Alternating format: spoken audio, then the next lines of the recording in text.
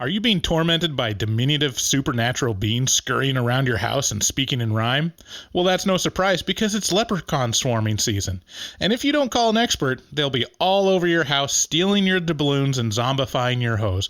So don't delay. Call Leprechaun Exterminators at 1-800-LEPNOMO. That's 1-800-LEPNOMO. Mention Horror Movie Talk to get a free 4-leaf clover.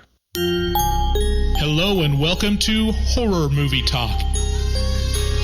An opinionated and accidentally funny horror movie review show. Go, go, go, go, go, go, go, go, go, go.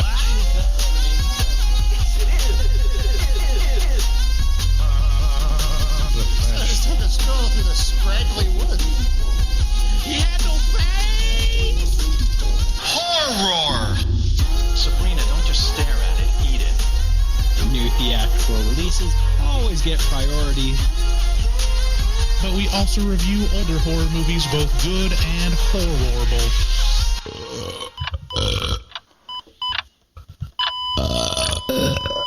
Wow, that didn't sound good. Top of the morning to you, and welcome to Horror Movie Talk. Your panel of expert hosts each... I can't even go on for more than like one sentence. Like, you can. I believe in you. It just breaks down the Irish accent. You can do it again. I demand it. Hi, Your panel of expert hosts each week are Dr. Bryce Hanson, who holds a PhD in spookology. And with me, as always... I'm Professor David Day. I'm the foremost expert in scare meow meows. New theatrical releases get priority, but we also review older horror movies, and both good and horrible. You know, it's a little racist. Yeah. So we got a 1-star review. Or no, it was a 3-star review on Apple. Yeah. On Apple Podcast. It's I'm glad you're bringing this up at the top of the episode. Where it just basically says, I got it right here. Okay. It's titled it's from a person called Kid Satan, and it's titled Good Podcast, and it has 3 stars. And if you don't know, we have very thin skin. Podcast is great. The review goes, podcast is great and funny, although the humor is a bit racists and dark. It's an enjoyable podcast to play. Now, this is I'm glad they brought this up because I would like to focus on this for a minute. I think they bring up a valid point. I'd like to admit something. Okay. I don't know if you know this about me. I'm super racist. I'm not just racist. I'm super racist.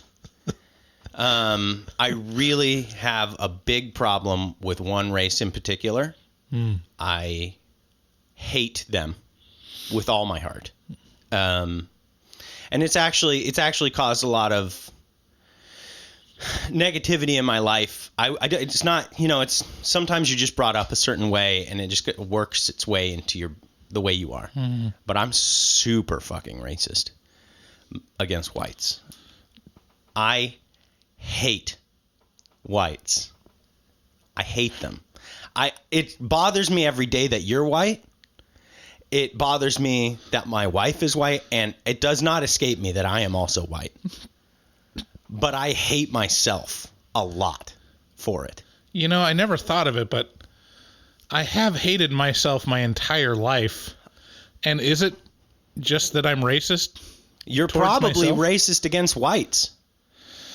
I mean, they're the fucking worst.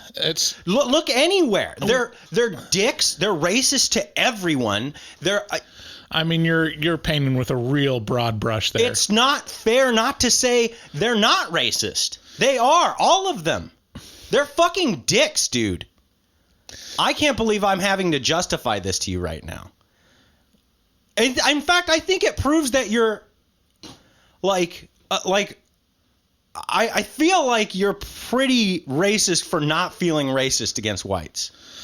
Well, I only feel covert racism towards whites. None of it's overt. So none of my words or actions actually denote any racism. But inside, I'm deeply racist against whites. I am too. Yeah. Man, fuck us. Dude. Yeah, that comment. I really am curious what... I'm glad they brought it up. What the comments that we made that I guess tipped them off that we were racist Against whites? it was either the Irish accents. I constantly call Rojo from the Bronx. I call him Irish. Yeah. And I fucking hate the Irish, dude. And this episode, And you are actually Irish. I am. Yeah, I'm Irish and Scottish and English. I'm super white. Right. But you know, this episode is actually about an Irishman, and he's the bad guy, and it makes total sense. It actually conforms to all my assumptions about Whites, white people fucking and little dicks. people. Real dicks, and little people. So, I mean, we really want to confront the racism head on, and so we're watching a difficult film that really touches on a lot of political. It's going to be a rough and social, norms that we really need to confront as a people. It's going to be a rough episode. If y'all aren't ready, buckle up. Yeah. This is, Before we get into it, we just want to let you know about our website, horrormovietalk.com. There you'll find links to all of our social media, and especially our Facebook group, where our fans are really active and have a lot of great horror discussions going on there, so check that out. We have a contest going on right now called the One Titty Challenge. If you use the hashtag OneTittyHMT and you post a picture of yourself with a well-groomed teat with the Manscaped Lawnmower 3.0 in the shot, then you enter to win a free Google Home Mini where you can listen to us and some even stickers. more. Yeah, and that closes in 2 weeks. So get your pictures taken, get your gussy up your boobie, and then get it on the Facebook group. So we post new episodes every Wednesday. If you want to call us and leave us a voicemail and discuss racial issues, call 682-253-4468. That's right. You can call us, leave us a voicemail message, and we'll probably play it on the show. Honestly, we'd rather you leave a voicemail if you're angry than leave a review on Apple Podcasts. I mean, I'm not going to tell you what to do. Well, they weren't angry. I mean, and they brought up a good point, which is our racism. That's true. Yeah. I'm admittedly very racist against whites. Okay, so we alluded to it, but this episode's really going to be Problematic. problematic. Yeah. We're going to be talking about Leprechaun in the Hood. This is the 5th installment of the illustrious Leprechaun series. We're starting in the middle. Which really kicked off Jennifer Aniston's career. I mean, no one knew her until the Leprechaun. That's right. This series has actually been rebooted and has a sequel to the reboot, I believe. Really? Yeah. So 7 was Leprechaun Origins. I don't know if that's necessarily a reboot. It might just be a sequel. Well, I know Leprechaun But it doesn't- Back to the Hood is the last one with Warwick Davis. Yes, accurate. So that's the 6th one. Back to the Hood. THA. Yeah, sorry. Yeah. I assumed it was duh. No. 'Cause I'm probably deeply racist. No, so it's interesting. There's a spelling difference between this one and the second one. So this is Leprechaun in the Hood, and then the next film is Leprechaun in the Hood. Oh, with an A? Leprechaun Back to the Hood with an A instead of an E. Oh. Yeah. Okay. Well, These are little things, there you go. little tidbits you get when you listen to Horror Movie Talk. You get to throw these little pieces of trivia around at your friends and be like, I know a thing or two. So if you're new to Leprechaun in the Hood or Horror Movie Talk, we give a brief review and a score for the movie. We score on a scale of 1 to 10, 1 being a miserable dredge where it makes you angry, 5 being an average film that hits all the expected marks, and 10 being so good it transcends genre boundaries. After we give our score, we'll talk about spoilers and take a deeper dive into what we liked and hated about the film. And later on, we'll be checking our voicemail in a bit called Horror Movie Whores. Sorry, I should be more high energy. I was also criticized for being low energy by a listener. Let's try that again. Okay. If you're new to Horror Movie Talk, we start out by giving a brief review and a score for the movie. We score on a scale of 1 to 10, 1 being a miserable dredge where it makes you angry, 5 being an average film that hits all the expected marks, and 10 being so good it transcends genre. After we give our score, we'll get into spoilers, take a deeper dive into what we liked and hate about the film. Later, we'll be doing Horror Movie Whores, where we check our voicemail. Woohoo! Hey, I would like to take a quick moment to thank our latest patrons. We got David M, we got Jay Deasy, and we got Anita P. Thank you guys for hopping on our Patreon. We do have a goal set to get 100 patrons. We're only about 20 or so away. And once we hit that goal, we'll be providing a Riff Tracks style, commentary to a movie that we will provide to everyone. So if you guys hop on over to our Patreon, patreon.com/horrormovietalk. I think we actually have more listeners that we have to mention. It's been a while. We got James P. So we got, I got a Rojo from the Bronx coming back. We got Josiah T, James P, Rojo, David M, Caitlin S, Eric S, Paulina C, Magnus K, J. DZ, Julia, and Anita P. I think we all said that. You have that all sorted wrong, I think. What? I don't know. I've got the list right here. I do too. I'm looking at the same list. You get angry at me. You know what? Fuck you, Whoa, David. Hey. Okay. I know it's hard because of my white skin not to treat me nicely. All right. So we watched Leprechaun in the Hood. And... Well... Yeah, it's pretty much exactly what I expected. So here's the trailer, and it'll give you a real feel with what we're getting into here. When Mac Daddy discovers a magic flute, That's all I want right here. he becomes the richest man in hip-hop. Hey, get these losers out. But when 3 young rappers Kind of like Robin Hood. Said we're going to be robbing in the hood. stumble onto his musical treasure, everyone will have to pay the piper. Unhand me gold, you thieving hoods. You got more loot than Tiger Woods.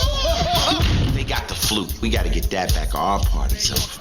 He's mean, Did somebody say blow? What kind of voodoo shit you boys into? he's green, Curious aroma. That's the bomb right there. The bomb? Yeah.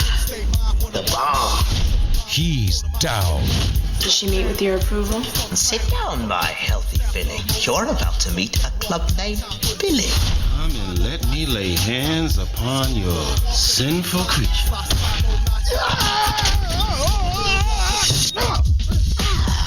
What's that? It's rap, and then I'm gonna take this and wrap it around your ugly ass. Warwick Davis, Ice-T, From Emerald Isle to your place in the hood, and the man of green comes to do no good.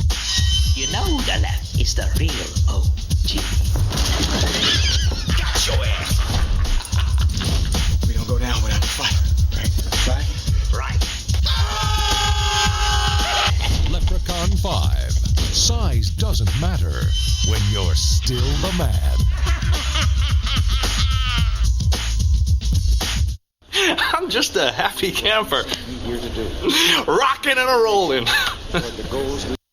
Very happy about Leprechaun in the Hood. Mm-hmm. So it's a good movie. You texted me and said that you had to watch it in 15-minute increments.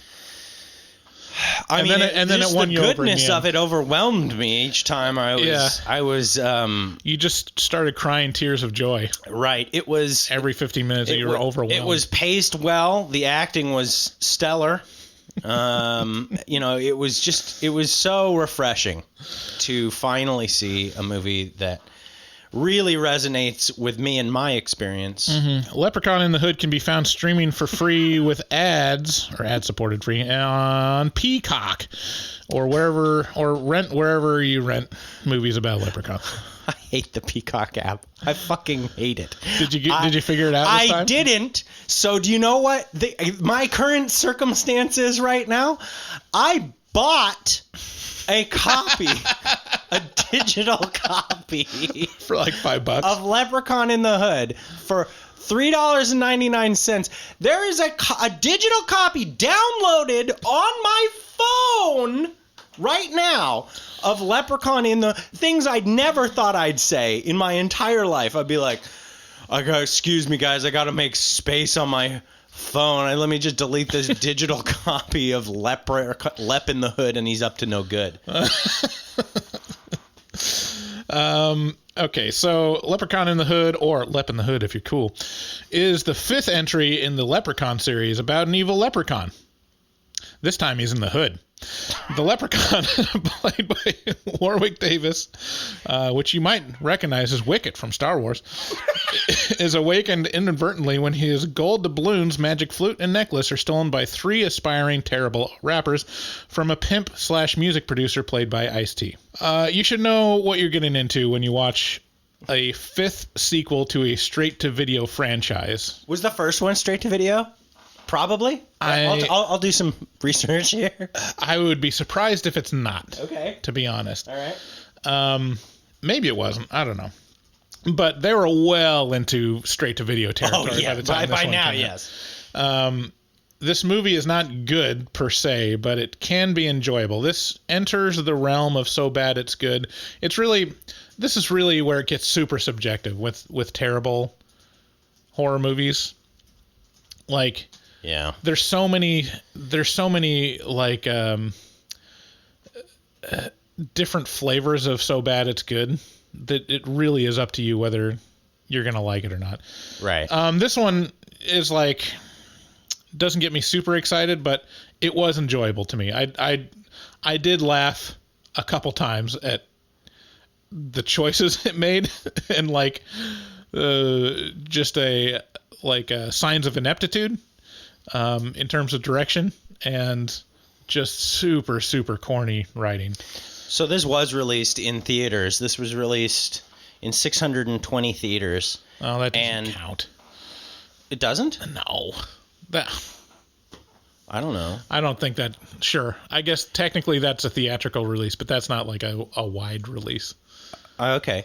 And then it earned about $8.5 million in the United States ultimately. So, wow. Yeah, not bad for something that I assume that's the original Leprechaun. Oh, that's the original. Right. Okay. Yes. My apologies. Obviously, this is. I was going to say, like, what 600 theaters are that desperate to release Leprechaun in the Hood? Yeah. No. Yeah, Leprechaun. So yeah, I mean, successful.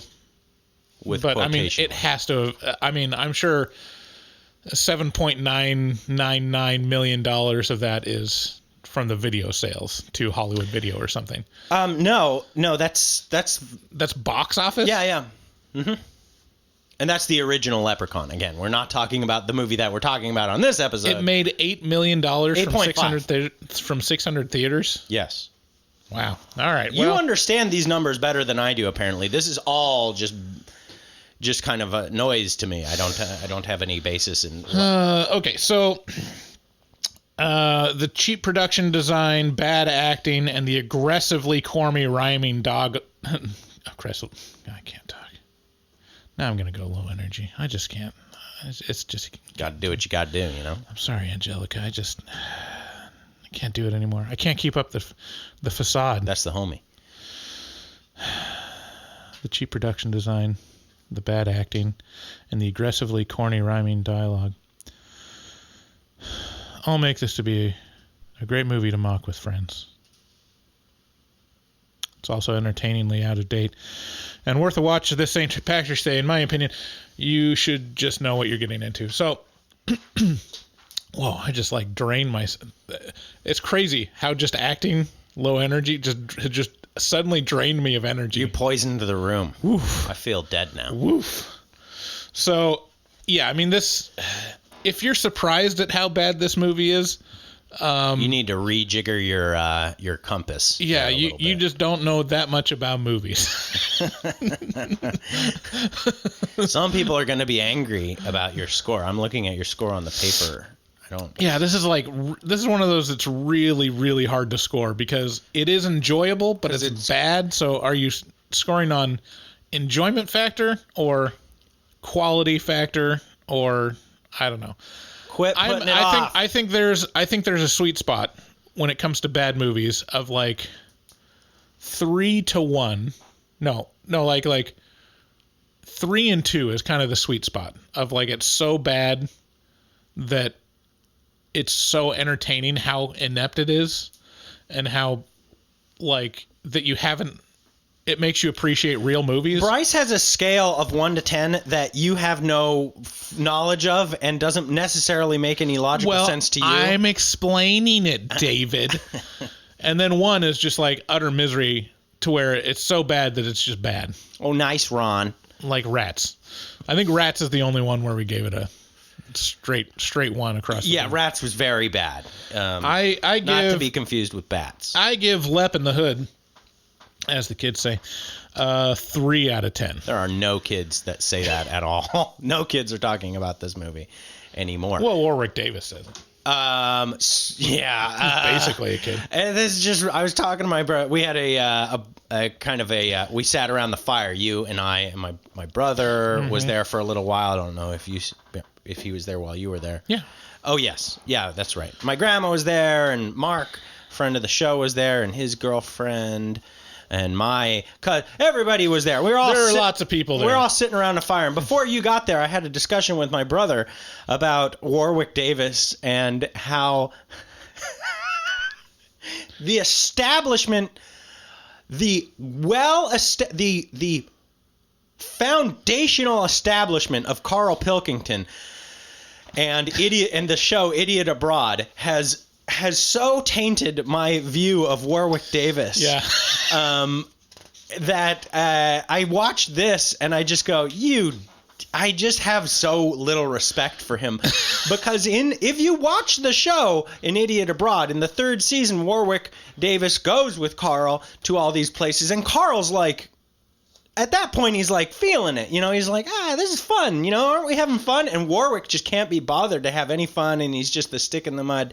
And not only that, he like holds himself in high esteem. Like he'll talk about Shakespeare and all this fucking bullshit. And then I watched this and I'm like, this dude is the dude who was talking about Shakespeare on Idiot Abroad. And I'm like, you're just a, and getting offended at certain, little people references, like Carl said something like midget or something like that, and he was corrected adamantly by Warwick, and he's like, whoa, wait, you did like 6 movies of where you capitalized on your stature directly in the Leprechaun series, and you're gonna sit here and it was called Leprechaun.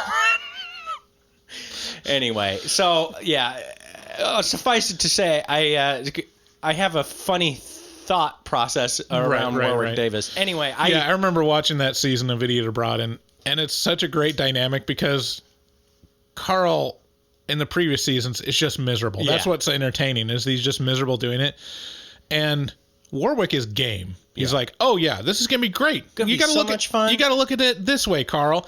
And then what happens is a total role reversal. Warwick becomes miserable because these places aren't necessarily like, super cognizant about, accessibility. As it turns out, a pretty good place to be in the world if you're a little person is America. Yeah. and a lot of other places have a lot of weird baggage around being a little person. And so he's like miserable. And then Carl like plays off of that. Like all of a sudden he sees someone else miserable and he's like, no, this is great. And he's finding all these things to like about it. That's super entertaining. But yeah, I think about Idiot Abroad. Strong Schadenfreude energy coming from Carl on that. I had no fun with this almost at all. There was a few points where I laughed. It was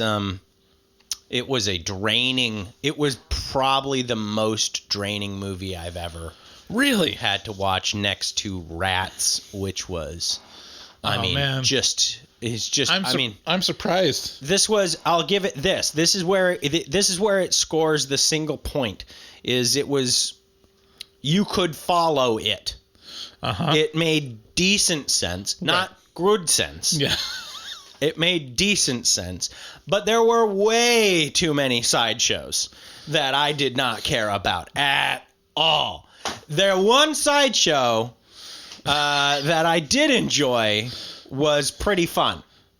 We'll get into that in spoilers, but everything else was just, It blows me away that both Ice-T and Warwick Davis, pretty decent-sized names in both film and music, not necessarily Warwick with the music thing, but are in this. I give this a 2. This is just barely scraping over 1 territory. This is a boring piece of shit that could have been 20 minutes. This is one that you gotta watch with someone else. Like, I think if we watched it together, we would have had a good time. I honestly think that. Okay. Because there's a lot of stuff to point out and laugh at throughout, like on a pretty consistent basis in my experience. Okay. But yeah, I agree. It's boring. Holy it's not a good shit, movie. Is it boring? It's it's got a bunch of stereotypes, and I do not like stereotypes. Right. I don't like them. And it's got a lot of them. Except for the leprechaun. It was surprisingly accurate about white people. Yes, except for all the stuff about white people in this is true. Everything else, though, they made fun of Asians. I did not appreciate that. The whole thing is a little bit jarring in terms of their portrayal of people of color. So not feeling that. 2 out of 10. Boo. All right. Well, speaking of little people, what about your little man? Is he well groomed? Oh. Down there? Are you talking about my penis? Yes. Yeah, it's looking pretty good. You want to know why? Why? I headed on over to manscaped.com. I entered HMT at checkout. I put one of them big fucking packages in there. They got all the Manscaped packages. Mm-hmm. You get like ball deodorizer, you get like a little refresher for your balls, you get a little bit of a trimmer, you get like a shirt, you get some underwear, you get a mat to trim yourself up. And now I'm fucking gussied up, bruh. Down there, son, I'm looking sweet. It's gleaming. Looking sweet like a fucking fruit basket. So spring break is right around the corner, so make sure to take advantage of Manscaped and ensure that the party in your pants never stops. Even Veronica Corningstone wouldn't say no to this pants party. Uh-oh. It's a reference to Anchorman randomly. There you go. You know, I don't write them. I just read them. There you go. So for everyone preparing for a pants party this spring break, you get a 20% off using code HMT at manscaped.com, and you get free shipping. So check that out. Again, that's 20% off and free shipping with code HMT at checkout at manscaped.com. Say aloha to your new beautiful balls with Manscaped. Also, we have a great sponsor. I love this sponsor, nightchannels.com. I've bought several shirts from them. And it's hard not to. If you guys just give it a shot, if you head over to nightchannels.com and you just browse the site, you're gonna find something that you can't walk away from. I challenge you to walk away from the shirts on this site. Right. You can't do it. Yeah, I mean they got horror, occult, black metal, like they got obscure a ton of music. Yeah, lots of music. It's like a treasure trove of obscurity, really. So, I mean, they've got, like, shirts for the Cabinet of Dr. Caligari. Mm-hmm. You know, I know. I've seen that movie before. Tales from the Crypt. Necromantic. So I bought a The Witch shirt, which says, "Wouldst thou like the taste of butter?" with Black Phillip on the front. Yeah. And I also got a shirt with a quote from 1984 of Report Thought Crime. Do you want me to ruin that shirt for you, the witch shirt? Sure. Nah, never mind. No, it's too, no, I'm not going to do it. No, I want you to enjoy the shirt. No, we'll do it later, some other time. And then it's also, specific to you. Everyone else, it's okay. I just know how you are inside your head. Uh-oh. Yeah. Well, yeah, now you have to say no, it's too cutting. We'll take a break so David could say. And then I also got a Talking Head shirt. So, I mean, they have a wide spectrum of shirts. So just go to nightchannels.com and just browse. That's all we ask. That's all. You're going to find something you want. And tell you what, instead of searching Google for nightchannels.com coupons and never actually finding anything, do you ever do that when you're like buying something? No. I always try and then never find anything. Yeah. So in this case, you have a code. It's called HMT, and you use it at checkout to get 13% off. The evilest percent. That's right. And check them out. Nightchannels.com. If you're listening to these commercials, you should know that you don't have to. If you subscribe to a certain tier on our Patreon, we have an ads-free version that releases early, just right as we finish editing it. We released several new tiers. A lot of tiers that I would call aspirational for us. But suffice it to say, if you ever asked yourself, is there a way I can just tell them to cover this movie? We have that now. Yeah. Just go check it out. Yeah, go check it out. And, there's a tier where you could get a shirt. Oh, we're going to be releasing one episode a month. That's only ever going to be available on Patreon. And there's a tier for that. I think that's the $30 tier. At some point, we're going to review every month. We're going to review one movie, and you're not going to get to hear that review unless you're on Patreon. We're going to have to remember to schedule that. I have it in my brain. Okay, so check out our Patreon at patreon.com/horrormovietalk. We also have a shop where you can just buy our t-shirts, our logo tees, which are pretty kick-ass. They're done by our resident artist, Dustin Goebel, someone you should also check out on Instagram at dgoebel00. That's at DGOEBEL00 on Instagram, and he takes commissions and is very affordable, so check him out. We've had several listeners that commissioned him for birthdays or Christmas, and every one of them he just knocks out of the park. I've been trying to convince him, or I don't know if he will say this, but I in my own personal way, I've been talking to Dustin, trying to convince him to bump his prices up because they are criminally low. Take advantage of Dustin. He deserves what he gets.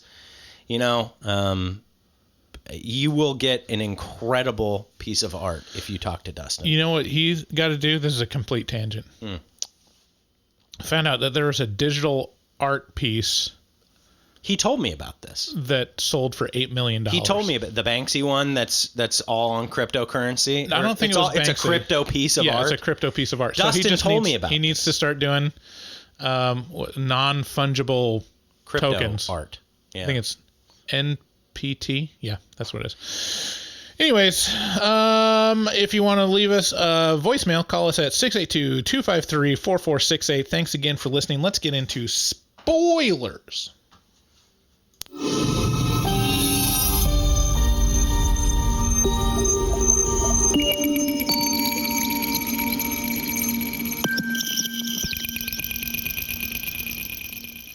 So let's talk about Leprechaun in the Hood. It starts off strong. Starts off in the 70s.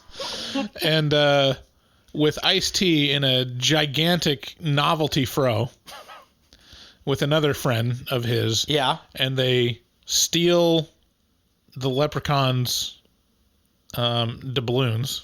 Yes.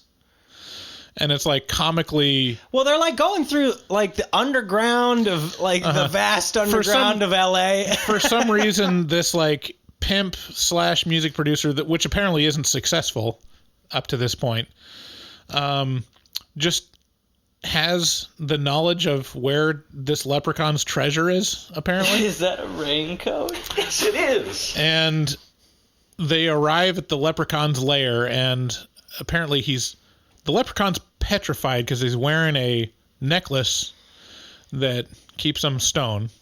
So, and then, we should mention before we get too far into this, I've never seen any of the Leprechaun movies. I haven't either. So I don't know any of the lore. This is the movie kind of presupposes your... No, I don't think you need to know anything. You don't need to know anything, but if there is some sort of backstory surrounding the necklace and how it turns him to stone, I don't know it. But suffice it to say, he's stone. He is a little gargoyle. Right. Until the necklace is taken off of his neck, and then the way it works is once you take it off, then he becomes a real leprechaun again. And then after that, when you put it back on him, he turns back to stone. Yeah, which seems like the most important plot point of the movie, and then they just don't worry about that or mention that ever again. The result of this is a lot of necklace flinging. Accidental necklace misplacement in the air. And if that necklace twirls around in the air for a good beat, and you're looking at it as the audience, oh shit, maybe it's going to land on the leprechaun's neck and turn him back into stone. Because, if you handle jewelry, it's fucking slippery, bro. And so it's constantly just in the air, way up high, in high places that can fall onto moderately sized human beings. It's just wacky. Yeah, it must be nice to be a little person where it's just raining other people's jewelry all the time. Oh yeah, rings, necklaces flinging off, like you just you're putting your finger up in the air, and then the Amblin. The ET's finger comes and touches your finger, kind of like it's just all kinds of stuff happening from down below to up above. So they figure that out. There's lots of little touches that just I love, like the fact that all the gold coins are already in a pot, but since this is a movie, they have to transfer it to something else. They couldn't just pick up the pot. Right. Yeah. Just cover it with a cloth or something and just walk out with a giant pot of gold. And so the leprechaun wakes up briefly, kills someone with a hair pick to the throat. He takes the fro pick out of his hair. And thank God they didn't show too much of this. Most of the stabbing was committed off scene. Right. Because I don't know if I would have been able to handle the fro pick killing. And then through circumstance, the circumstance being a random steam pipe, which is also a great movie trope. Like, where are these like random steam pipes with like the release valves everywhere that you need them? Well, the most effective and sense-making use of this is in Nightmare on Elm Street. Because only in dreams does such a room exist. I would love there to be like a James Bond movie or some action movie where the villain is like standing over him, and then the protagonist looks over, sees a pipe with a warning sign, shoots it, and absolutely nothing comes out. Yeah. It's just a pipe that contains all the Ethernet cords or something like that. Or like, that would be devastating. That'd be truly scary. Or just hits the release valve and inside the pipe it stops the flow. Because that's what a valve would do. Right. Yeah, no. When you think about your water main, when you turn the release valve, does that spew water out into your house? Yeah, or is the point to stop the water inside the pipe? That's the point. Anyway, so there's convenient steam pipe, and the necklace flings up and goes around. Back around. The lep's neck. And that's the other thing around this movie is that they really, really try to, popularize the abbreviation of LEP. LEP. Especially the leprechaun. Right. Lep in the hood, and he's up to no good. So the main plot point is not around this necklace that is probably the most important piece of jewelry. The main plot point, for some reason, is around a magic golden flute.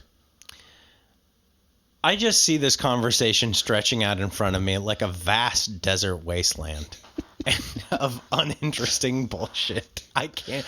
Well, you just described horror movie talk. Oh, no. Ouch, David. You've just described podcasting at large. Ew. Ew. Ew, David. Okay, so this movie knows what it is, and you want to know why I know it knows what it is? I see a note Because- alluding to it. Because Ice-T pulls a bat out of his fro Yes, a baseball bat. after several other items were pulled out of his afro. Not like a novelty small bat that you would buy at a stadium, like a bat, like a baseball bat, a full-size bat. This is a really interesting type of movie because it knows it's bad, but it never commits quite to being like absurdist or Well, you'd need like fun- talented actors to commit to being absurdist. or writers. Or writers. Like, the you brain think- that wouldn't die. Like you think about like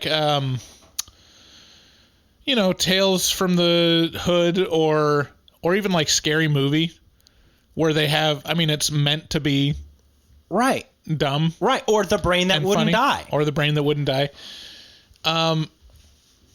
They just have those like scattered around because they're like, fuck it, who cares about this fucking movie?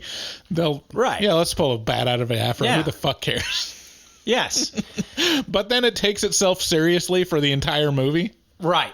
Like, it's played straight, and there's not enough like jokes for it to be funny.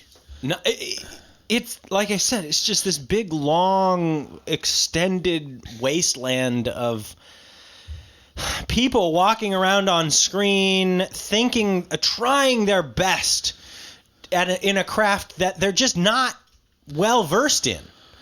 These people are not actors.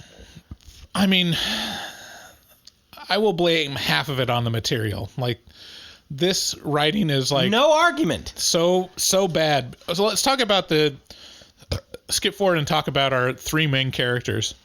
Okay.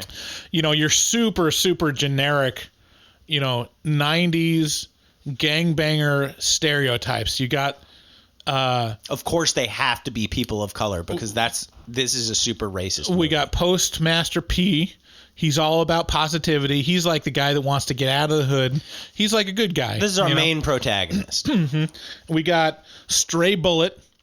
That was his name? Yeah.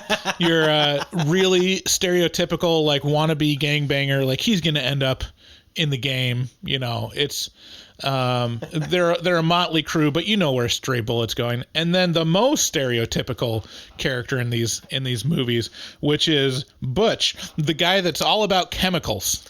The mildly overweight virgin who's all about smarts. Specifically chemicals. Specifically chemicals. Like, they make it a real point of, like, he's always mixing in, solutions and, creating. He's basically chemist. the ghetto MacGyver. Right.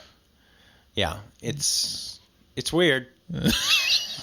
It's like, I don't know what to say about it because it's just like, okay.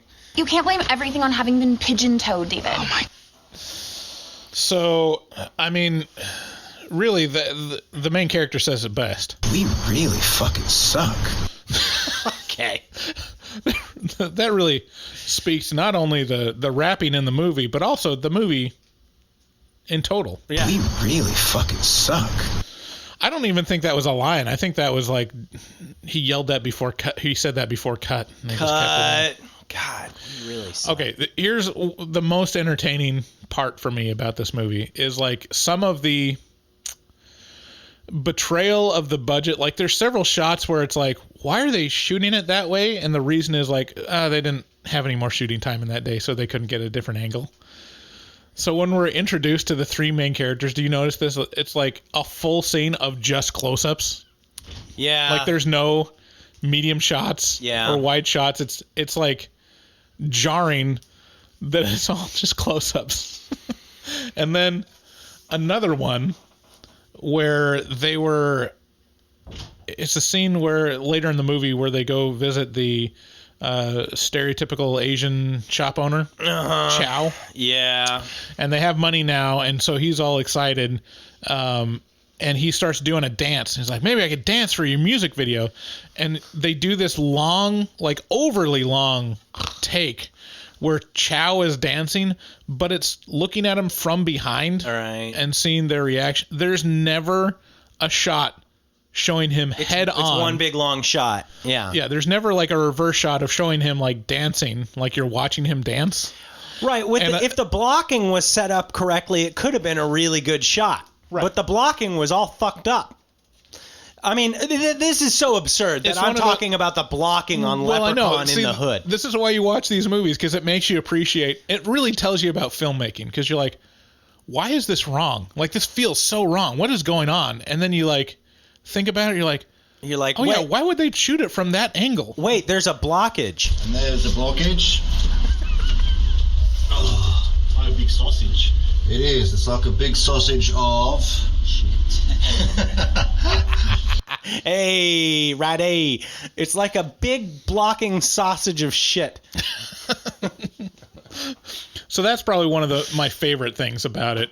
It's just like kind of the ineptitude of the direction. Yeah. And then there's like the obvious thing that's just super corny, which is the leprechaun only speaks in rhymes. He only speaks in limericks and rhymes. It's one of the reasons why I hate the white race. That's one of the things they do. It's unfucking bearable. And but you know, actually some of his witty banter is actually redeemable in how they get Warwick Davis to prostrate himself in front of a camera for money.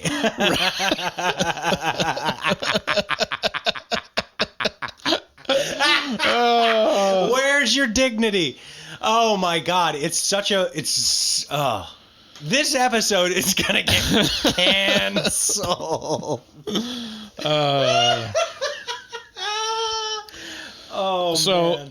Oh yeah, I wanted to say, when you listen to the Positivity rap, like the first rap, did you think to yourself, like, this would be a great theme song for my podcast, The Positivicast? No. I recently released an episode of The Positivicast, a new one, where I was asking for calls to Horror Movie Talk's old voicemail number. So maybe I'll get some accidental calls into that soon, and we can restart The Positivicast. I really think you should use that as the theme song. Yeah? Now I'm looking for the direction I'm looking for is, instead of looking for things to be positive around the room, now I'm just looking for people to call in with stories that they're having trouble in their lives and that kind of thing. Mm-hmm. Or, maybe good things happen to them, maybe bad things, and then maybe I could discuss, how that story makes me feel, right, and like try and put a positive spin on it, that kind of thing. But in any event, yeah, the rapping in this is...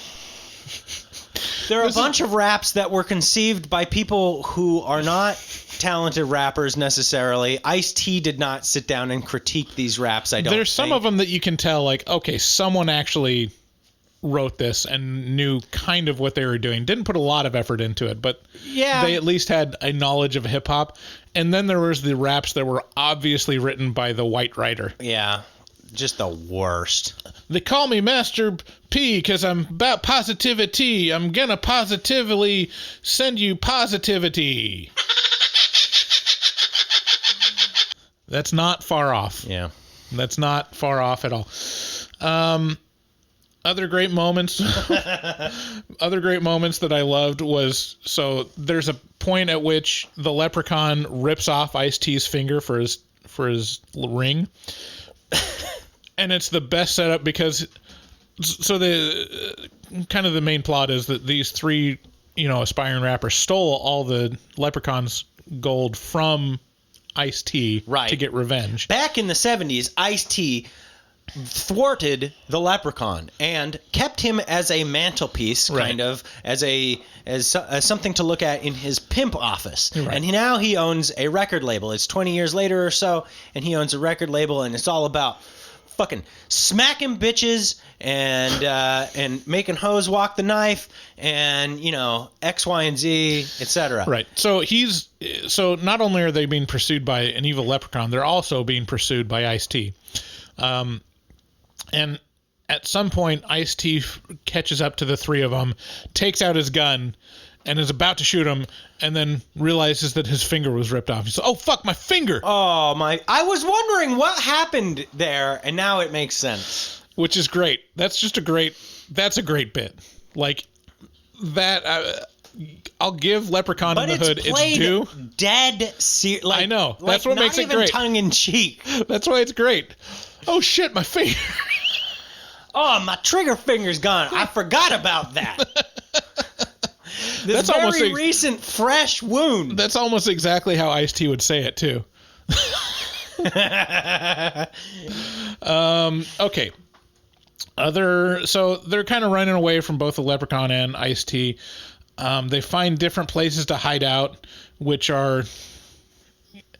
Some of them are fun. Some of them are like, wow, this would not fly today. So, I mean, the obvious one is they go stay at this trans guy's apartment, and he is like beefy. Yeah. Well, I mean, this is actually one of the things that I found good about this movie. I, of course, support BLM wholeheartedly, and one of the mainstays of BLM is Black trans lives matter. And so I don't know. I mean, I don't know if this was intentional or like prophetic, but I did like this character a lot. This may be my favorite character in the whole movie. Right. I like the way he or she, I guess she, portrayed her sexuality a lot. Right. She owned her sexuality. And I mean, it was ahead of its time. I mean, as accurate as the character of the Leprechaun is for portraying white people, this trans character is as accurate portraying just what trans people are about. Which apparently is fucking. I don't think that's a fair... I mean, that... I don't know. Maybe that didn't age so well, you know, because that's... I think there's... I don't... It's possibly problematic. I just appreciate that they were represented. They're very rarely represented in film. I think it may be generous to call this a film, though. And then they go to a church. That's kind of a aside. There's probably one too many, like, different hiding places. And they never really seem that in danger. And then randomly the Leprechaun will show up in a super corny way. And then they'll just run away. Well, it's because he keeps blowing on that damn pipe. It's like a goddamn dog whistle for leprechauns. Well, yeah. He's got the magic pipe, and they very, very, very, very slowly realize that it can be controlled to control people. Hey, wait a minute. Hey, everybody kind of goes into a trance whenever I blow for the past hour, whenever I blow this pipe, everyone just looks at me and like a zombie. Huh. Well, anyway. That's strange. What are you guys looking at? I was just playing this pipe. That doesn't make any sound either. It's just a silent dog whistle. And then the last kind of non sequitur bit is the Leprechaun randomly has a bunch of zombie hoes. I didn't like how... we're skipping over the part where really brutally murdered this trans woman in a fit of sexual passion. Yeah, that happened. It just made me uncomfortable. I was legitimately upset. Do you want to talk about it? No, I mean, I did. I don't know. His legs were up around his head. He was like folded in half and really seeming to enjoy himself, but really she wasn't enjoying herself at all. Right. I did not mean to. It's okay. It's just okay. I'm back. I'm in the right headspace. Okay. Well, you're talking about the Leprechaun, and you just got it mixed up. Yes. Thank you. It's I don't know. I mean, do we know if the Leprechaun's male? Could be non-binary. You know. That's a good point. This is problematic overall. No, he seemed heteronormative because he was really getting into the zombie hoes. Yeah, dude. Those zombie hoes were crazy, right? They were so creepy because they were essentially just like actually they presented as just regular women completely. But they had green eyes. But then their eyes would glow a little bit to insinuate zombification. But you know, as a man, as a man who appreciates hoes, I can say that I was not made uncomfortable by the hoes in this movie. Eventually, like, the leprechaun kind of wins in the third act. It's a big toss-up. It's a twist ending. And he kind of sets up shop in the hood. This is also another thing where I'm kind of amused by. Uh-huh. Because you have this character that's basically like a pointless killer, and then they put him in a situation where he wins, and then what do? Like, does he go back to his leprechaun hole? No, you make a music video. No, he he sets up shop, he gets a club, brings in all his zombie hoes, have some... Get some purple drink. Yeah. Yeah. He's a lep in the hood. So... Makes a music video. And then they, eventually they try to kill him, but the leprechaun wins. I mean, that was the one thing that says about this movie was different from all the previous Leprechaun movies, is that all the previous Leprechaun movies, the leprechaun dies in the end. Or at least loses. Yeah. Interesting. And this one he wins, and he has a great rap at the end of it. Yeah, that is this is truly the gold at the end of the rainbow is this leprechaun rap. Mm-hmm. That whole thing that took place at the end was impressive. Right. We haven't even touched on like the accent. Like Warwick Davis, he wasn't really doing an Irish accent. He was doing like an Irish lilt. It was very much like a character voice. Okay. And it fits. It's a good choice, I think. It is a good choice, I guess. I don't know.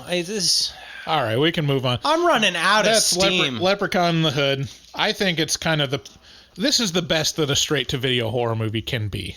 Like, you got to set your expectations. If there's a straight-to-video horror movie that you think is better, chances are it was meant to be a theatrical release, and then they just decided not to. Like, there's probably more enjoyable movies, but this is kind of like the highest quality that I would expect from a straight-to-video horror movie. It feels problematic to me in a lot of different ways. I'm so curious. Okay, if there is anyone out there, and I'm sure there are, because I asked a question on our Facebook group yesterday in a fit of anger, that was something along the lines of, it was like, boy, how did I phrase it exactly? I said, which Leprechaun movie do you hate the most? Let me find it here. Okay, here it is. How much do you hate the Leprechaun movies? Which is the worst? Leprechaun or Leprechaun 2 or Leprechaun 3? 4, which is Leprechaun in Space. 5, In the Hood, this movie. 6, Back to the Hood. 7, which is Origins. And 8, which is Returns. And a lot of people said that 1 through 3 was actually pretty good. Some people... I watched the opening of Leprechaun, the first one, and the quality was much higher. Like, they put more effort into it, definitely. Tino G makes a very strong opinionated stand on our Facebook group and says they are all good. I'm not throwing shade. I think Tino G is probably a very intelligent, very well-mannered person. I just question their taste in the Leprechaun series. I wonder if there's like a subculture that we're gonna discover that we've tipped off, like the Halloween fans, people that are Halloween fans and are just super offended that we don't give it a perfect 10 out of 10. Yeah, and they just say like, we hate it, and I don't think we've ever given a Halloween anything less. Oh well, Halloween 3 we did not. We were not kind to. Oh yeah, that was the one we got most vitriol from that person on Instagram. Yeah. What's her name? I can't remember. Anyways, yeah, she was. What nuts. if there's like this secret, cabal of Leprechaun fans? Ooh. And we're just pissing them off by giving it less than a 10. Oh, I'm scared. Could have unleashed. They could be running around our house, skittering around like a little. Ugh. Yeah, Ian W. in that post says Leprechaun 1 was good, 2 and 3 was maybe okay.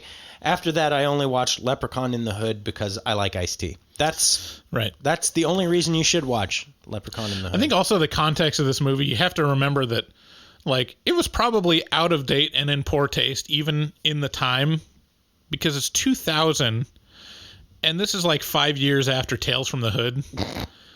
Or like, have you seen that? Yeah. Is it good? I mean, it's been so long, I don't remember almost any of it. I don't remember it being super into it at the time. Tales from the Hood. Tales from the Hood. Yeah. But I do remember that it kind of had at least some social commentary. Like it did have some effort in it to like be interesting. Yeah. And this one is just straight up like almost blackface. Yeah, this is pretty bad. John A. says Origins, which I think is the 2014 one, is the worst. I wasn't counting the newer ones. The newest film was decent. He's no Warwick, but he made his own Hornswoggle. Yeah. What is Hornswoggle? I don't know. Kobe M. on there says anything with Warwick Davis is at least watchable. Trashy but fun. They get worse as you go along, of course. All are better than the dumpster fire that is Midsummer. Hot takes. Hot fucking takes from Kobe M. All of the Leprechaun movies are better than Midsummer. Well, different strokes for different folks. You got that right. That's also something that the Leprechaun would say.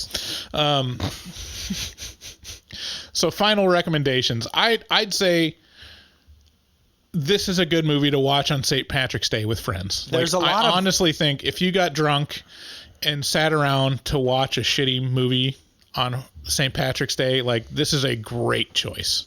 There is, due to the overt racism in this movie, there's a lot of copious marijuana use in this movie. And frankly, it can't make the movie any worse if you get really high and watch this movie, because there's a few exchanges between Lep and Ice-T that are like pretty good. Mm-hmm. You could be like, hey, what you could do is you could find the timestamp where Lep and Ice-T toke up together, and you could set that to go off at 420, and right at that moment when they take the hit at 420 in your house, you take the hit with them. That's something a stoner would do. Right. Yeah, you gotta be careful though. I mean, it could freak you out if you get into the paranoid. You might sound like I'm the leprechaun. Garth, I'm the leprechaun. Cool it, okay? Cool it, okay? Cool it, okay? I realize I haven't played that at all. I'm the leprechaun. Garth, I'm the leprechaun. Cool it, okay? Of course, Garth is terrified of leprechauns. Yes. So, man, astronomically better movie than this. Right. So, I mean, it's not a good movie, but if you want to watch a bad movie with friends on St. Patrick's Day, like, I think it's worth your time, especially since it's free. Something you can put on the background on Peacock. Anyways, what do you think, David? Well, I bought and own the movie for all of eternity, so there's your opinion on that. That's the best endorsement you can give it. All right, let's get into our next bit. Horror movie whores. Whores. Horror movie whores is where we check our voicemail. It's been a couple weeks. We recorded 2 weeks in a row last time we recorded, so we got a little bit of a blockage. Here we go. This is from Old Jones.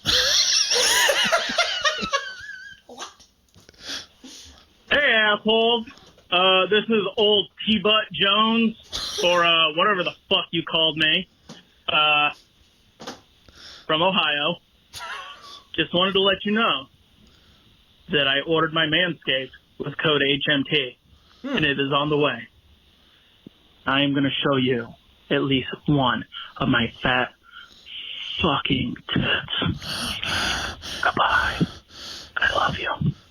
Love you too, Tebow Pickens. From Ohio. Wow. Yeah, no. We appreciate you guys supporting our sponsors because it's cool that we've reached a point where people will advertise on the show, and we'd really like to keep that going. So we still, most of our support comes from patrons and from viewers like you. Yeah, and from people using that Amazon link. Don't sleep on the Amazon link. People use it, and it puts real money in our pocket. So, you know. And to give you a sense of, like, we're putting it all back into the podcast. It's not like we're putting anything into our pockets. We're still, like, in the hole in terms of personal investment. We just bought a bunch of video equipment. So yes, this is big news. Be prepared in the future. You'll be able to see we've really been hiding one of our greatest assets. I mean, yes, our voice and personality is one thing, but really what's going to unlock the next level for Horror Movie Talk is our sex appeal. And I have a little bit of a problem showing my white skin on camera. I gotta be honest. I have a lot of shame issues. Here's another one from Bugsy. Hey, it's your boy Bugsy. Anal Man. From Tampa Bay, prostate Bay. Anywho, just got done listening to the Butt Boy review, and I can't tell if you guys are being serious or joking. Like, I don't even want to Google and try to watch it. Like, it seems like one of the things where you did bats instead of rats. Like, there's no way Butt Boy is actually a movie about a guy shoving shit up his ass, and if he eats hot sauce, he's going to explode. I mean, that sounds like something you might find on hardwood.com or Pornhub under the gay section, but it's an awesome review to wake up to because last night I had a girl come over. I met on Tinder. Came over at 3 o'clock in the morning, and I started banging her, and I slipped a finger in her ass, and she liked it. And then one thing led to another, and I was butt fucking her. So I'm a butt boy. It's amazing when you can actually go back and forth between the two holes. You know, a lot of girls don't like anal, and it's like the girls that do, they really don't mind it. So I'm like, my question is, are these girls lying? Does it really hurt as bad as they say it does? Or only they just don't like getting punched in the ass? It's not fair. I want to live in a world where I can put in any hole I want, any orifice I want. That's called rape. Anyways, enough about my sexual escapades, if that's the word for it. This is a horror movie podcast. I get that. But anywho, much love, B&D. Of course y'all liked the movie that was about shoving shit up your ass. I guess you gave it an 8. That's 1 point per inch. So, good. Well, anyways, it's your boy Bugsy, a.k.a. Florida Man. Much love, HMT, and all my butt men out there. I like big butts, and I cannot lie. Well, yeah. I mean, how did he get on to, like, the 1 point per inch? Like, we usually keep that pretty close to the vest. Yeah. Combine 8 inches. I'm ashamed. So this is our brand now? Yeah. I was just thinking this. I was like... After opening up the voicemails, this is basically 90% of our voicemails. I love our audience. I love that they're this depraved. Yes. I don't know how many people Bugsy speaks for, but if stats are to be believed... He represents hundreds, maybe thousands of people. I mean, there's Bugsy, there's Rojo, there's Glittercore. Everyone calling in and telling us about their sexual exploits. It's not even horror movie related anymore, right. Really. It's just like, I was butt fucking this girl, and it's like, okay. That should be like, that should be just our voicemail from now on. It's like, okay, so anyways, I was butt fucking this girl. Like, and here we go with Horror Movie Talk Whores. It's just wet squish sounds the whole way through. So, yeah. Here's another one from Elizabeth. I'm sure she's going to be talking about butt fucking. Hey, guys. It's Elizabeth. Normally I call you guys because you guys are awesome, but it's 8:30 on a Wednesday, and you guys still haven't uploaded your podcast episodes. Like, what the F, 8:30 on the East Coast, and now I have to sit here and listen to Lady Gaga and Ariana Grande and waste time at work because there's no podcast, and I'm very disappointed. So, what the F. So get on that. Okay, yeah, bye. I apologize about that. Every once in a while, there's some kind of glitch when it's like publishing the podcast episode, and we don't find out about it until we wake up, which is, well into the morning for East Coast listeners. But yeah, we get it up, and then it takes like several hours to like propagate across. Yeah. And usually your fallback for that would be the YouTube channel. Right. If you're not familiar, like he said, we're going to start being on video. We're going to start being video boys. There's a lot of redundancy across our upload. So that day there was no video published either. So it was a kind of a... Well, it was published. Oh, was it? Yeah. It was a little later, but... Oh, that's right. You had it scheduled for... It makes sense to release a YouTube video a little bit later in the day, but... Yeah, so we apologize. Yeah. It just happens. It's happened like, what, 6 times in the last 2 years? A couple times. It is real. There's no one that hates it more than us. Oh, trust. Me. Yeah, that's... Every Wednesday I wake up with a minor sense of dread. Hey guys, it's Angelica. You don't have to share this. It's just for you guys. I'm sharing just it. Some helpful feedback or just kind of, where I'm at. What the fuck, guys? Bryce, you're always sounding bored at the beginning of podcasts. What the heck? Pick yourself up a little. And David, come on. We know you got a little stony baloney. But, yeah, you guys are awesome. You guys still make me laugh. But, yeah, I'm going to go now because... That was a little harsh. Bye. That wasn't harsh. I think that was very justified criticism. People don't care that I'm stony, and people care that Bryce is low energy. I don't know what you're talking about. Well, I mean, it needed to be said. I'm glad Angelica had the balls to say it. And, I mean, it's just, look, I'm always down to hear criticism. Yeah. No, it was good to hear. Like, yes, I've been low energy in the intro section sometimes. You gotta get that, especially when it's David's episode, and I just like let him go on autopilot for the intro because I'm like, all right, let's just get through all this stuff until we can talk about the movie. I feel like I'm too overbearing with my excitement sometimes. Like I just yeah, I'm impressed sometimes. Of like, wow, he's really excited to talk about. Just some bullshit. I feel like a tornado siren sometimes. But this is like this is a skill that I need to build up because you look at like YouTube celebrities, it's 110% energy no matter what the fuck they're talking about. Yeah. Like, okay, everybody, whoa, hit that bell, subscribe, and okay, we're going to get into this Minecraft. Like, you're giving me a headache. Like, you know what people are going to see when we go on video?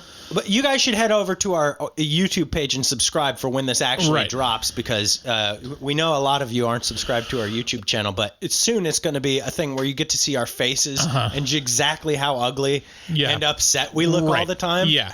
And just the raw sexuality. Yeah, it's going to be... See, I'm not going to say it's not a insignificant part of my brain that thinks about video, and I'm like, I am not someone you want to see on video. God, that is so raw and harsh. I think I'm like, oh, wow, that's going to be like opening up to whole new realms of like internet comments that I just have to steel myself against. But also like I'm in my late 30s and I still have like real bad acne, which is disturbing to me. Like it's weird because it wasn't here a couple of years ago. No, I have an appointment with a dermatologist. It's annoying. I don't know what's going on. I think my mom has rosacea, so it's a bit of. We may just have to turn off the comments. I'm serious. You cannot handle it. I don't think you can handle it.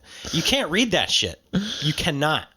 And you're not even close to Joe Rogan levels of fame. It's not. There's nothing that anyone can say that I don't say to myself. But they will. It's just confirmation. Well, but they will, and it'll echo real loud. Yeah. Well, anyways, my wife made a good point of like, are you guys going to do makeup for the video podcast? I kind of was. And I was like, yeah, I mean, I guess that makes sense. Like, I would definitely thought about it because I'm like, this red splotchiness does not look great on video. We're gonna even have just that 4K, baby. Even in that. No, it's only going to be 1080. Yeah, we made sure of that. So we'll see. Oh, also, Aaron said, like, maybe we could ask her sister to come over and teach us about makeup. Maybe that could be our first bit. Okay. Just teach us how to put on makeup. Yeah, and I mean, it's like a special effects in horror movies is makeup. Right. So it's an important part. So anyways, yeah. Here's a call. Next call is from Elizabeth. Hey, it's Elizabeth calling again. Just gotta love my voice. I'm sure you're tired of hearing it by now. No. Just so we're clear, if we're calling in and voting for people, as a female myself, 100% back Glittercore. Her song was 10,000 times cooler. Okay, so right now what she's talking about is there was a feud between Rojo from the Bronx. There's an epic rap battle happening. Max Allen and Glittercore. And on our Facebook group, we said, who do you side with? I'm glad that Rojo is not on Facebook because I'm not going to lie, I liked his rap the most. But other people did not seem to. They supported, maybe it's because he's kind of the heel in this scenario. He's kind of cooler than everybody else. That's not what a heel means. No, but I'm just trying to think of, I'm just throwing out possibility. Maybe it's he's a heel, maybe he's cool, maybe people perceive him as being like, oh, this guy gets pussy all the time, he doesn't need me. But, Glittercore and Max pulled away handily. I don't know who won exactly. Yeah, I mean, I think Glittercore might have one in the wings too. Like she's kind of waiting for a response from Rojo. So I don't know if that's coming or not. But so Elizabeth is discussing the fact that she thinks Glittercore had the most impressive rap. And by the way, if you want to if you want to start beef on our show, do it. So here's Elizabeth, the continuation of her call. And it was only like 2 lines. And yeah, it might be a kind of spinoff on the already existing Freddy Krueger one, but I don't even care.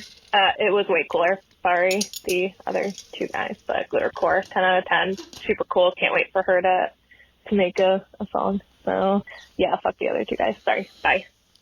They would probably enjoy that, actually.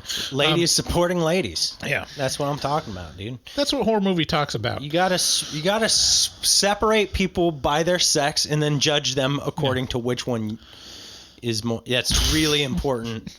And fuck white people. All right. No, I'm just saying I hate them.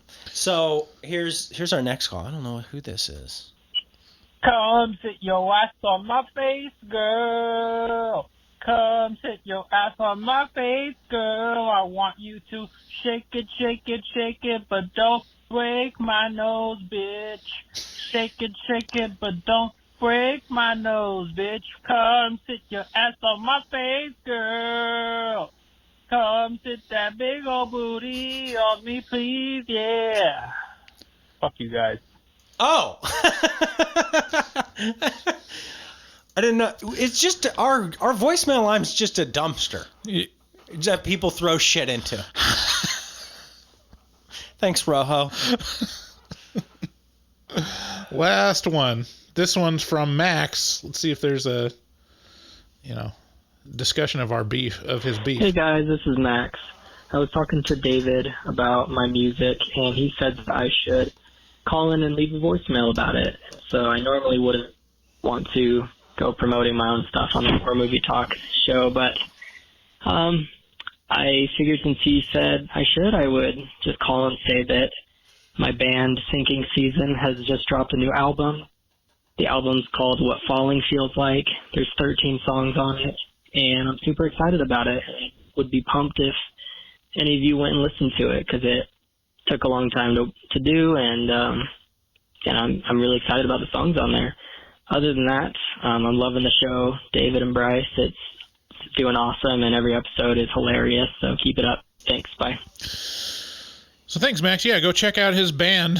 Max, if you don't know, did the intro for Horror Movie Talk, and so you listen to that every time you listen to it. Yeah, and he's created a couple intros for us, and he's been very generous with his time. And, Bugsy has as well. He's the Bugsy Siegel has created the outro song for us, so you guys should check them out. So we'll send you an invoice, Max, for the ad exposure. Yeah. But yeah, thanks. We appreciate you, buddy. And to everyone listening, we appreciate you. Yes. So, honestly, join the Facebook group, Horror Movie Talk Facebook group. You're going to like it there. Other fans that listen to the show and just horror movie fans. And it's fun when people join it that don't know that it's associated with a podcast. And we're talking about something on the show like sitting on a girl's face or whether farting cum onto your bed sheets is considered a what was it called? A squirting. A squirting. Yeah, a squirting. Posted that question of like, because so the context is Glittercore called up and said like, does this count as squirting? Is if the cum dribbles down and you farted onto the bed sheet. Right. And then so I think the consensus was no, but if not, what should we call that? Mm-hmm.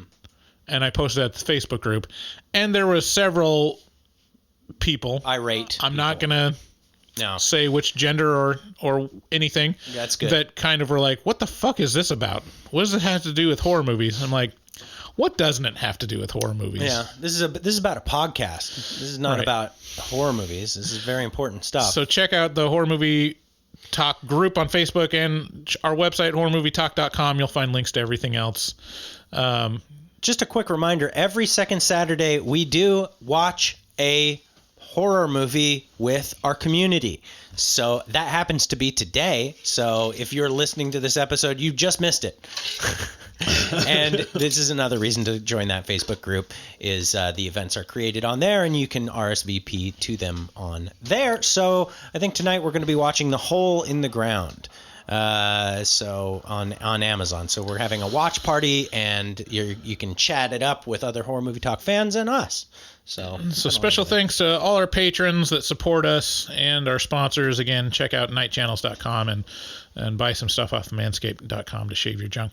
If you want to leave us a voicemail and talk about butt sex or listener beefs, call 682-253-4468. Or you could talk about horror movies. Yeah. I don't know. It's a novelty. You could talk about an episode or something that we say. Or you could make a song about sitting on a girl's face. Anything's possible. Right. Yeah. Love you guys. See you later. Bye-bye. Looking for a podcast full of burps and gas, perverted cast, skinny and fat? Look no further. Horror Movie Talk is accidentally funny, begs to donate money, fake sponsors for dummies, and so much more. New episodes every hump day. They'll pickle your dickle for foreplay. Patreon members have it your way. Vote for a movie every month for the review. Choppa choppa, don't just stare at it, eat it like a taco. Put your tongue through the phone hoodie, Picasso. Look at them hot kids, swear not a pedo. Got me too'd with Cosby eating jello. Pudding Pops done gave Bryce flatulence. Drain addict Dave doesn't give a shit. 1 through 10, is it horrible or excellent? Oil me up, daddy, is dinner Robinson. Kiss Bryce Hansen. Look at them hot kids, Chris Henson. Masturbate with a crucifix, exorcist. Face hugger, chest bursters, alien. Linda Blair peed on Sigourney Weaver. I know it's true cause it came from social media. Patrick Bateman can't understand you. Stab you to death for rotten apple reviews. Opinionated podcaster with a doctorate. Spookology, doctor of philosophy. Bad gastritis, need colostomy. Turn Patreons into human centipedes. David Doobie Day, scare no expert. And Global fucks hard, professional sexpert. Afterpods, taglines, and porno flicks. American Psycho, them guys pretty sick. Chopper, chopper, don't just stare at it, eat it like a taco. Put your tongue through the phone hoodie, Picasso. Look at them hot kids, swear not a pedo. Got me too'd with Cosby eating jello.